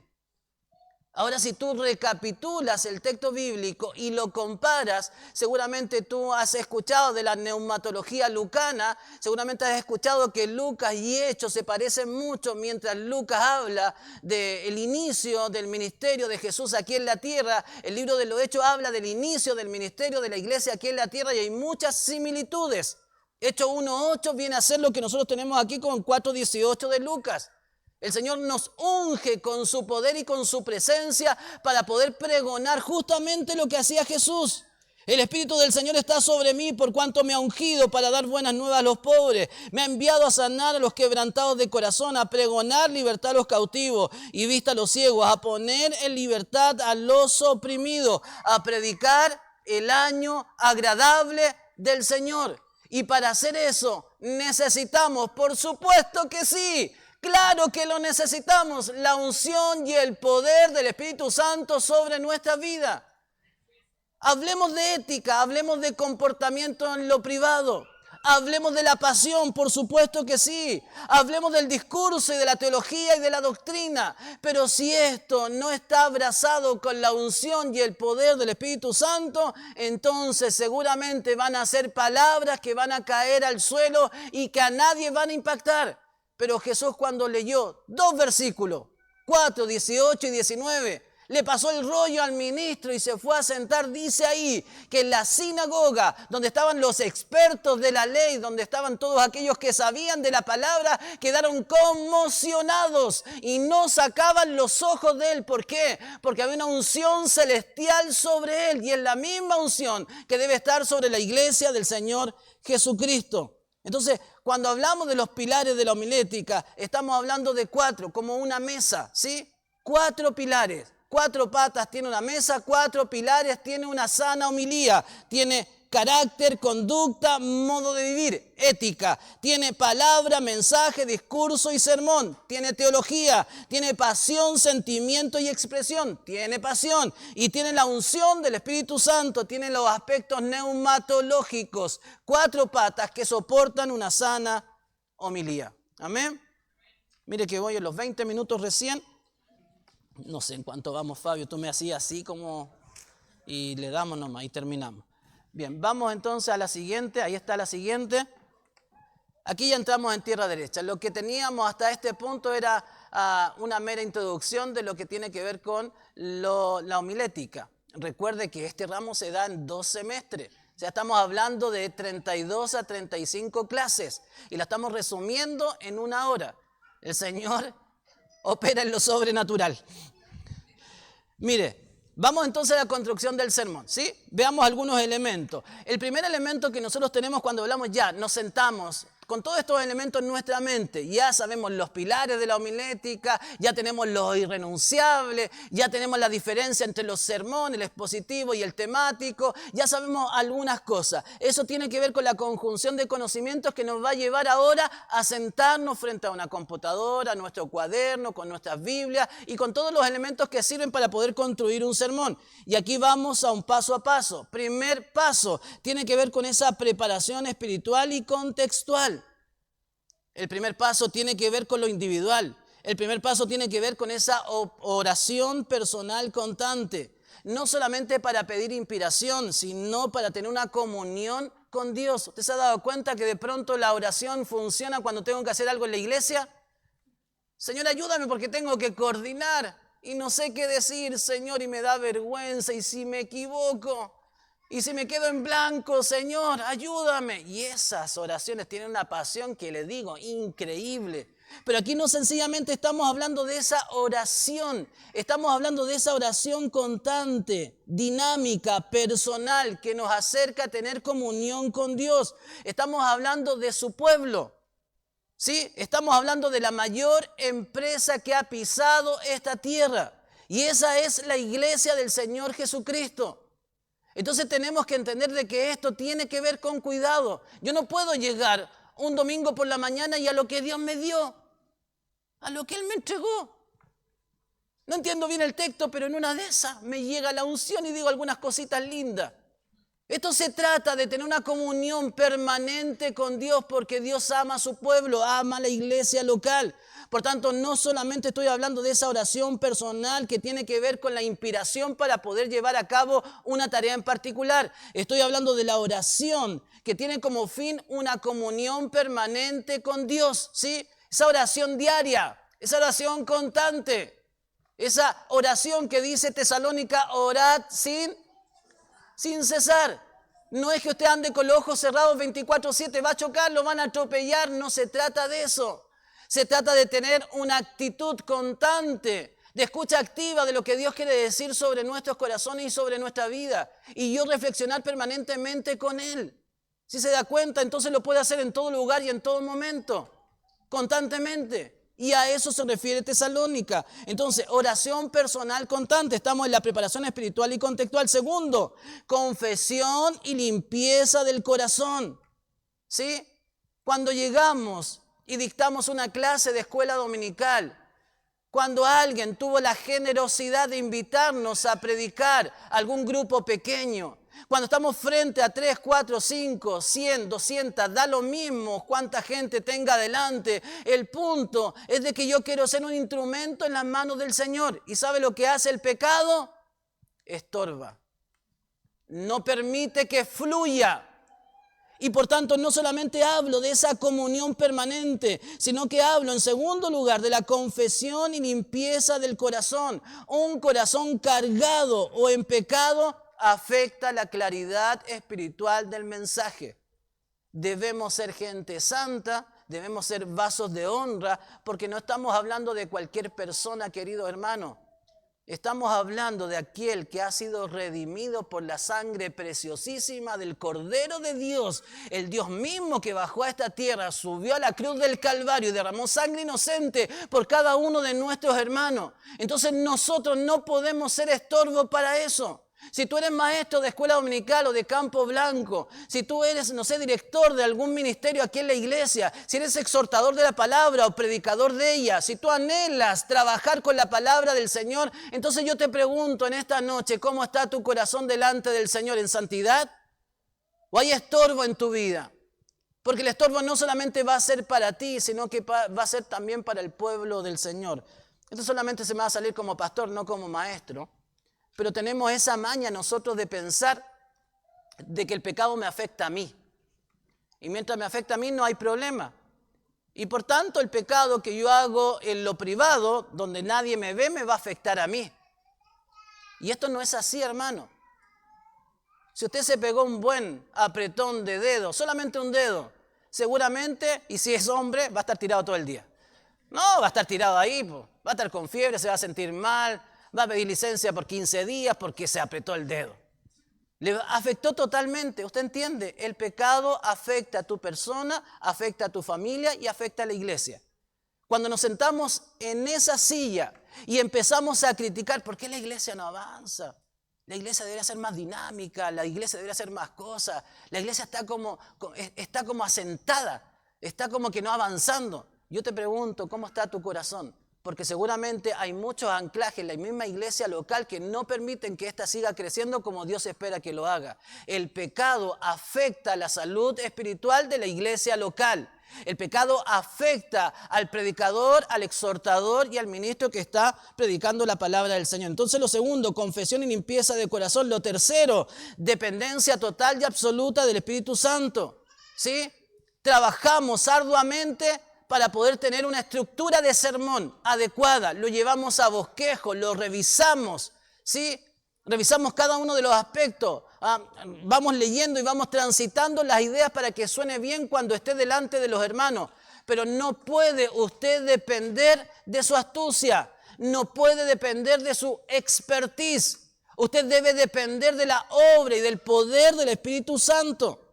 ¿Sí? Entonces, 3 cosas en esta preparación espiritual: oración personal constante, confesión y limpieza del corazón. Tercero, dependencia del Espíritu Santo. Y cuarto, si usted quiere sumarle, conocer a la congregación. No es lo mismo sentarse a predicar a los niños con palabras raras como hermenéutica. ¿Quién se le ocurre invitar a alguien para que hable de homilética o de exégesis? No es lo mismo hablar a un niño de 3, 4, 5 años. No es lo mismo la audiencia que usted tiene. También tiene que ser un factor que usted debe conocer. Entonces eso obedece a la preparación espiritual y contextual. Vamos con lo segundo, la selección del texto bíblico. ¿Sí? Selección del texto bíblico. ¿Cómo seleccionamos el texto bíblico? ¿De qué manera abordamos? Si el pastor me dice, oiga hermano, ¿usted puede predicar el domingo? ¿Cómo le hacemos? ¿Cómo le hacemos para eso? ¿Sí? Si de pronto me enfermo yo y le digo, oye, a mi esposa le digo, oye, ¿por qué no te llamas al hermano Alberto y dile que predique mañana? Me siento mal, estoy con fiebre. ¿Cómo Alberto va a saber qué pasaje bíblico tiene que predicar? ¿Cómo se le va a ocurrir? Bueno, ahí tenemos que anclarlos en otro elemento que tiene que ver conmigo, como cristiano. Y esos son los elementos devocionales. ¿Te has escuchado de los devocionales? Ya ni se escucha, esas cuestiones tan añejas, ¿cierto? Bueno, los devocionales tienen que ver con tiempo diario de quietud que el creyente pasa a solas con Dios. Y en ese tiempo de quietud, ora, busca la presencia de Jesús, medita en Él y lee la palabra del Señor de manera sistemática y constante. En esa hora de quietud, cuando estamos frente al Señor cada día, el Señor va hablando y ministrando nuestros corazones y nuestras vidas. ¿Sí? Me recuerdo de uno de los textos bíblicos que Dios habló en mi devocional diario hace mucho tiempo atrás.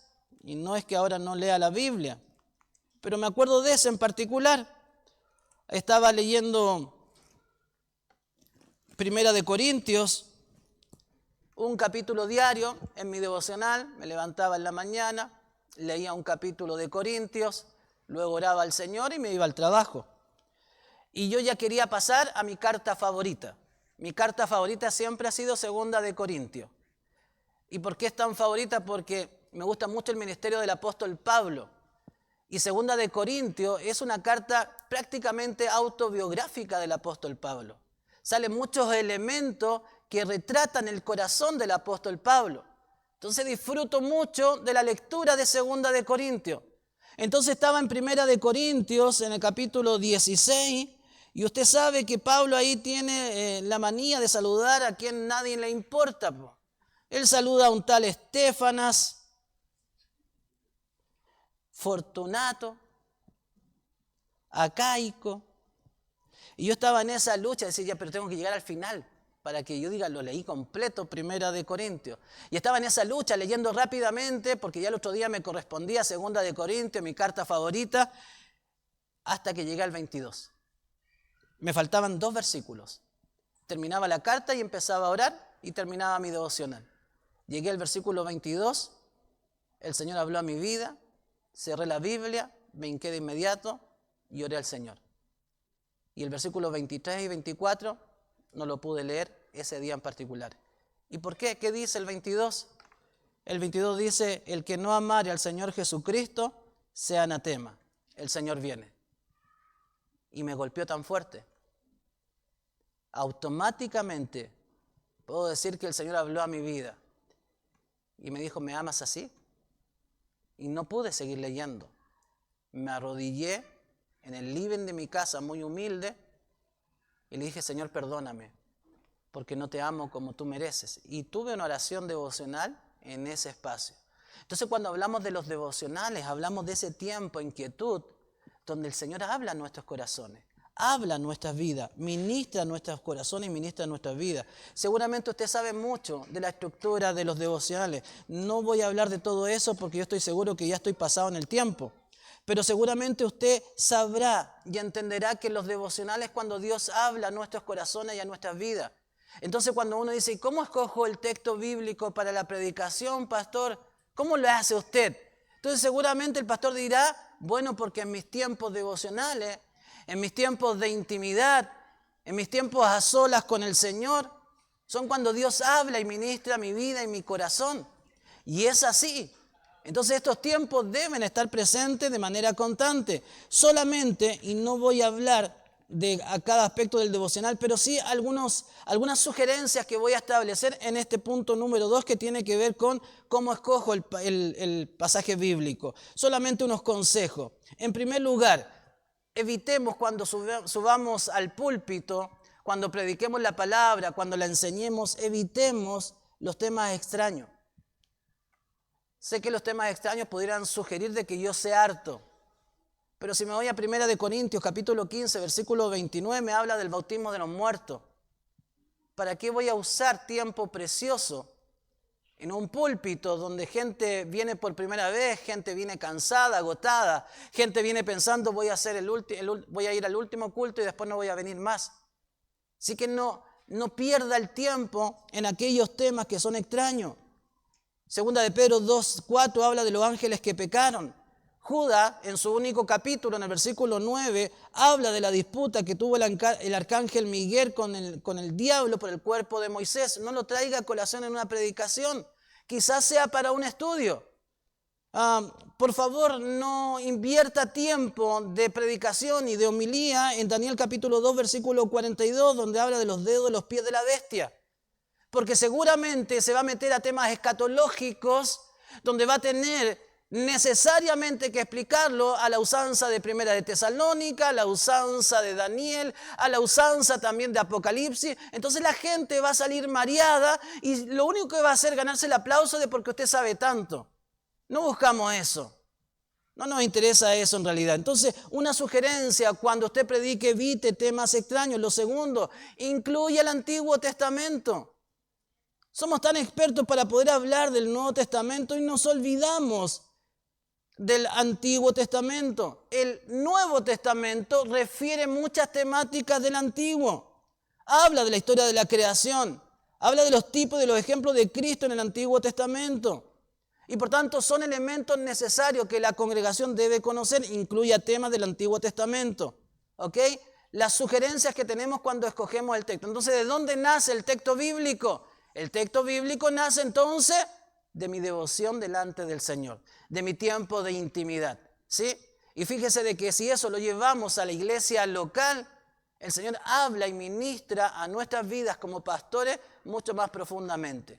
Cuando llegamos a los 10 años en Casa sobre la Roca y veíamos un crecimiento estable, el Señor puso una palabra en mi vida que tenía que ver, deja de ser niño y empieza a avanzar hacia la juventud y la mayoría de edad. Y me puse a trabajar en eso, con ese pensamiento.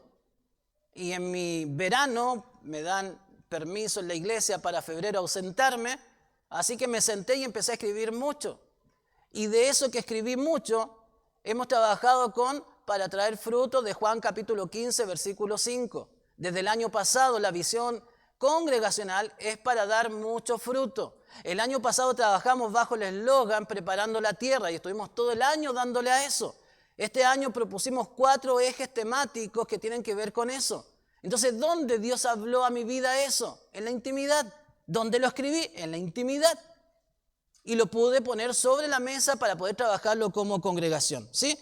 Vamos a la estructura. Tercer elemento, la estructura.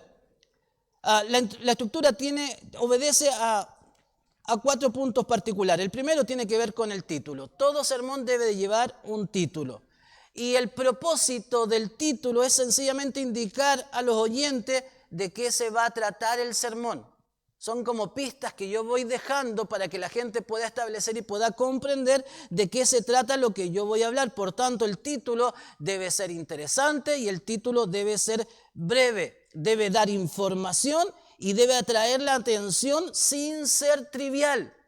Entonces, fíjese que cada sermón debe tener y debe caracterizarse por un título. El título me comenta a mí y comenta a la congregación lo que yo voy a desarrollar. Lo segundo tiene que ver con la introducción. La introducción llama la atención de las personas y usualmente usamos ilustraciones o el contexto histórico, político y social que está viviendo la historia que yo estoy trayendo a colación.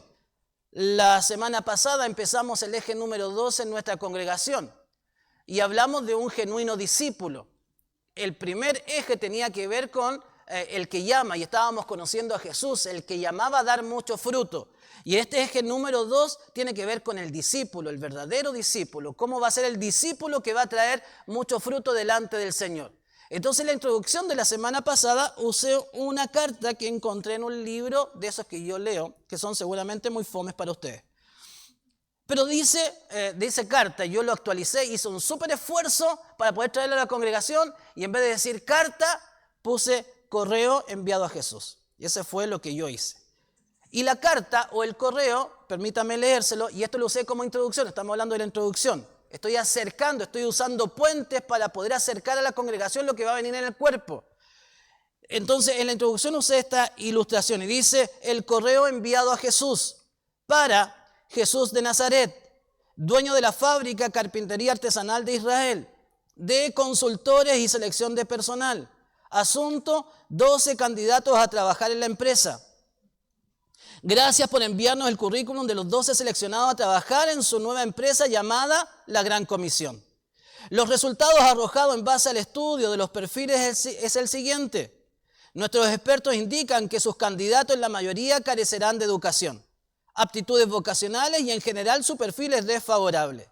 No poseen cualidades de poder trabajar en equipo. Sugerimos que siga buscando candidatos para que tenga éxito en su nueva empresa.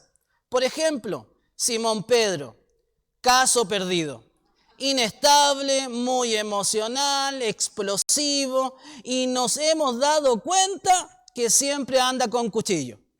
Andrés no muestra ninguna cualidad de liderazgo. Santiago y Juan, los hijos de Zebedeo, ellos colocan sus intereses personales y ambiciones por encima de la lealtad a la empresa. Son peligrosos. Tomás presenta una actitud muy titubeante que afectaría la moral de la empresa. Mateo está en la lista negra de la Cámara de Comercio de Jerusalén. Santiago y Judas Tadeo tienen inclinaciones extremistas y registran un perfil psicológico maníaco-depresivo. Bartolomé, muy pasivo. Sin embargo, uno de los candidatos demuestra un enorme potencial. Posee habilidad e ingenio, es ambicioso, tiene aptitud para los negocios, es muy buen administrador, es altamente responsable, tiene mucha iniciativa, es optimista y jovial, siempre tiene una sonrisa en sus labios, tiene buena presentación. Su nombre es Judas Iscariote. Lo recomendamos ampliamente como su administrador, su asesor, su visionario y su mano derecha. Lamentablemente los otros 11 no califican para ser parte de su empresa. Le deseamos pues éxito. Atentamente, consultora de selección personal de Israel. Y eso lo usé como mi introducción. Entonces yo le decía a los hermanos, muchas veces nosotros vemos de la forma totalmente equivocada. Miramos que un discípulo es alguien que debe tener un potencial ajeno al que nosotros estamos mirando. Y de ahí me fui con los puntos principales. Entonces recuerden, la introducción tiene un solo objetivo: llamar la atención, crear puente, captar la atención. Es como, ¿por qué debería sentarme a escucharlo, pastor? Dígame, ¿por qué? La introducción nos sirve para eso. Bien, entonces tenemos el título, tenemos la introducción. Después tenemos el cuerpo del sermón. Y ahí hablamos de puntos principales bien organizados. Esos puntos principales les vamos a llamar principios bíblicos, ¿sí? Principios bíblicos. No sé si pasa aquí, pero por ejemplo, si usted va a casa, siempre se van a reír porque el pastor dice 4, 5, 6 puntos y los niños dicen 4, 5 porque están acostumbrados a que sean 3 nomás. Esos, cuando dicen número 1, número 2, son los puntos principales que en estricto rigor son principios bíblicos. ¿Y qué es lo que es un principio bíblico? El principio bíblico es una verdad amplia, transcultural y eterna que va a dar resultado en todo tiempo y lugar del mundo. Entonces mi principio me va a resultar aquí en Ojos de Agua, pero también me va a resultar en Casa sobre la Roca y también me va a resultar en Santiago. Y me va a resultar en Perú y me va a resultar en Estados Unidos. Y puedo cambiar el lenguaje y me va a resultar también cuando salte a Europa. ¿Se da cuenta por qué? Porque es un principio bíblico. Es un gran techo que yo tengo para poder movilizarme. Entonces cuando el pastor o usted va a alguna ocasión o si de pronto lo invitan y dice punto número 1, usted sabe, va a decir un principio bíblico y ese principio bíblico tiene algunas cualidades. Es una verdad amplia, es transcultural y es eterna. Va a dar resultado en todo tiempo y lugar. ¿Por qué? Porque emerge de la palabra del Señor. Ahora bien, ese principio que sale de la palabra del Señor, nosotros lo debemos explicar en el contexto del texto bíblico, lo debemos ilustrar, así como lo hice con este correo, y lo debemos aplicar. ¿Sí? 3 elementos que son necesarios que yo pueda abrazar. Entonces, cuando yo digo qué elemento debe tener un sermón, ya sé, tiene que tener un título, tiene que tener una introducción. Esa introducción obedece. ¿Por qué yo voy a estar sentado aquí escuchando? 45 minutos me dijo. ¿Por qué lo debería escuchar? La introducción crea puentes. Me pone al interés y al corriente de lo que se va a enseñar. Y el cuerpo del sermón, entonces, lo voy a dividir en principios bíblicos, ¿sí? Que siempre van a funcionar porque vienen de la palabra del Señor. Son amplios, son transculturales y son eternos. Y ese principio yo lo debo explicar, lo debo ilustrar como lo hice con esta carta y lo debo aplicar al corazón de las personas. Por ejemplo, si tomo el texto de Filipenses 4:7, donde me habla de esa paz que sobrepasa todo entendimiento, dice el principio, la paz de Dios guarda el corazón del creyente. Ese sería mi principio. Entonces yo me pregunto, ¿la paz de Dios guarda el corazón de los creyentes de ojos de agua nomás? No. ¿Y los de Casa sobre el Órgano? Sí. ¿Y los de Santiago, los hermanos de allá? Sí. Los argentinos no, porque le pegaron a unos chilenos, a esos no. También, sí, también. Ah, y los gringos también. Sí, ¿por qué? Porque emergió de la palabra del Señor. Entonces el principio en Filipenses 4:7 va a ser la paz de Dios guarda el corazón del creyente. ¿Qué tengo que hacer después de ese principio? Lo tengo que explicar. ¿Qué significa para Pablo que sobrepasa todo entendimiento? Porque suena bonito, ¿no? Esa paz que sobrepasa todo entendimiento. Suena bien. Pero ¿qué significa? Que esa paz está sobre todo entendimiento. Lo tengo que explicar. Después lo tengo que ilustrar y después lo tengo que aplicar a cada uno de mis hermanos. ¿Se dio cuenta? Entonces, si yo tengo y digo, mi sermón tiene 3 principios, cada principio tengo que explicarlo, tengo que ilustrarlo y tengo que aplicarlo. Y termino con la conclusión. En la conclusión, usualmente lo que hay que hacer es un resumen breve del sermón. Y esto tiene un elemento pedagógico. Ve que le dije recién, soy profe también, pues. Entonces, cuando hacemos clase, también tenemos que tener la última parte de la clase, es como hacer un resumen para que los chicos se vayan con algo aprendido, ¿sí? Esto tiene que ver con un aprendizaje que tiene una profundidad mayor en el corazón y en la mente. Entonces, no solamente yo despliego mis principios, sino que cuando llego a la conclusión hago un resumen rápido. No voy a predicar de nuevo, no se ponga latero. No, pues no se ponga latero. Usted hace un resumen pequeño para poder recordar y ahí finalmente oramos al Señor, ¿sí? Terminamos esto diciendo de que esto tiene que tener un llamado al altar.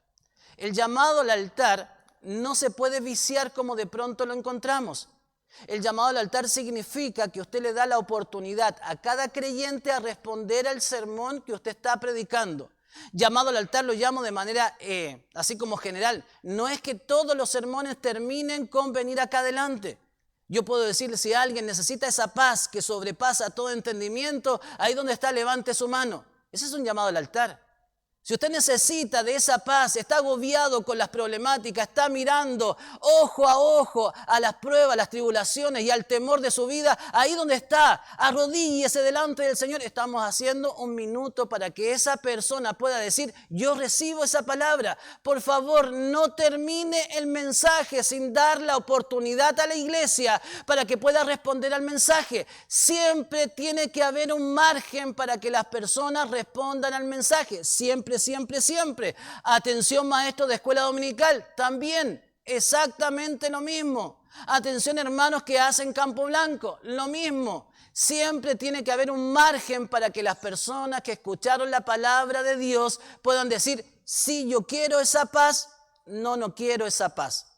Esa decisión debe estar presente. ¿Cómo lo conocemos nosotros? Como llamado al altar. Ese llamado al altar de pronto lo hemos sacado. ¿Y sabe por qué lo hemos sacado de nuestras liturgias pentecostales? ¿Le digo la verdad? Porque somos orgullosos. Porque ves que si el predicador dice, ¿cuántos quieren pasar y pasa uno? ¿Qué van a pensar de mí? No se trata de ti. nunca se ha tratado de ti. No eres la última Coca-Cola en el desierto. Eres sencillamente alguien que el Señor está usando para ministrar la vida de tus hermanos. Si pasa uno, no pasa ninguno, no es tu problema. Tú da el margen para que las personas puedan decidir si quieren y anhelan lo que tú estás predicando. Llévale ese principio al corazón de las personas, pero no solamente se los expliques, no solamente le hagas una disertación a estilo universitario o a estilo de colegio, no solamente despliegues unas imágenes que son tan lindas que la gente queda anodadada por lo bien que tú manejas el tema. Dale espacio para que se pueda arrodillar delante del Señor y pueda decir, yo quiero esa paz, yo necesito de esa paz. Señor, necesito de esa paz en medio de la turbulencia de mi vida. Necesito que tu Espíritu Santo venga como ese soplo apacible sobre mi vida y sobre mi corazón. ¿Se da cuenta? Hágalo como usted quiera. Si se siente cómodo, que pasen acá, que se arrodillen, se arrodillan. Si usted quiere hacer una oración general, está bien. Pero dé un espacio para que la gente pueda acercarse a esta palabra. Una hora justa.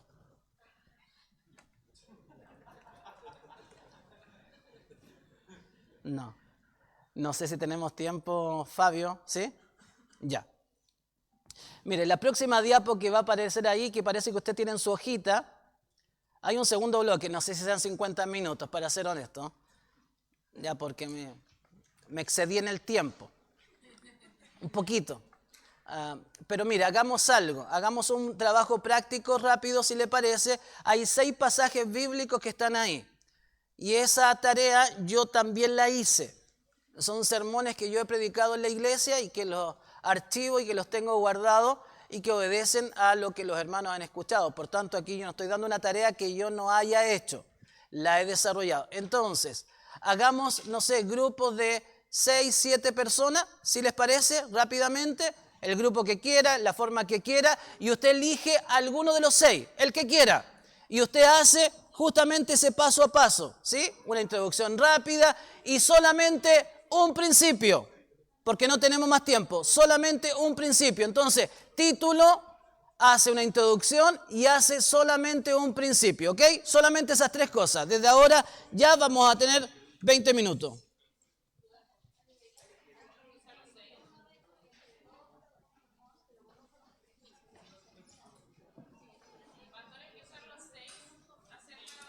Usted elige cualquiera de los 6. No sé qué me habló, pero elija cualquiera de los 6. Ah,